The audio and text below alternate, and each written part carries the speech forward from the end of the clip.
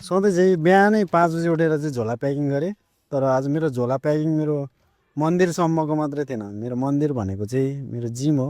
So म बिहानै 5 बजी उठेर मन्दिर जान्छु र मेरो धर्म गर्छु।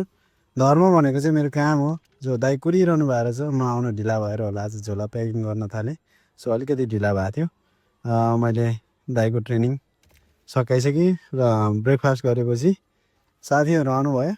त्यो साथीहरू चाहिँ बुटोल गेममा जाँदै हुनुहुन्छ आज। सो म पनि उहाँहरूसँगै जाँदैछु र आज मेरो झोला प्याकिङ अलिकति धेरै भएको थियो। त्यसपछि वडाध्यक्ष दाइले खेलाडीहरूलाई बिदाई गरेपछि हामी बुटोलतिर लाग्यौँ। सो जाँदा जाँदै म चाहिँ खाना खाँदै एउटा ट्रेनिङ थियो त्यो सकाउनेतिर लागेँ। साथीहरू चाहिँ गेमको तयारी भएको भएर खाना खानु भएन र हामी फेरि बुटोलतिर अगाडि बढ्यौँ। सो चितवन कटेपछि डाउनलेको अफरोड सुरु भएको थियो। सो अफरोडमा चाहिँ यस्तो जाममा पऱ्यौँ हामी, यस्तो जाम कि 2 घन्टा लगभग 2.5 घन्टा जाममा पर्दा मेरो भाइले चाहिँ ल्यापटप खोलेर यहीँ चौतारीमा बसेर काम सुरु गर्यो। तर पनि जाम खुल्ने चाहिँ नाम थिएन।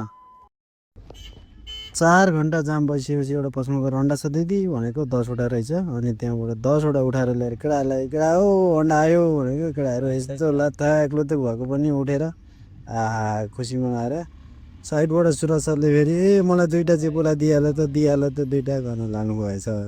त्यसपछि फाइनल्ली 8:30 बजे टक्क जाम खुल्ने भयो है। अब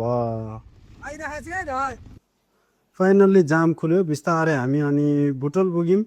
ठ्याक्कै 10 बजे हाम्रो कशिश भाइहरू चाहिँ पहिल्यै आएर बसिसकेको थियो।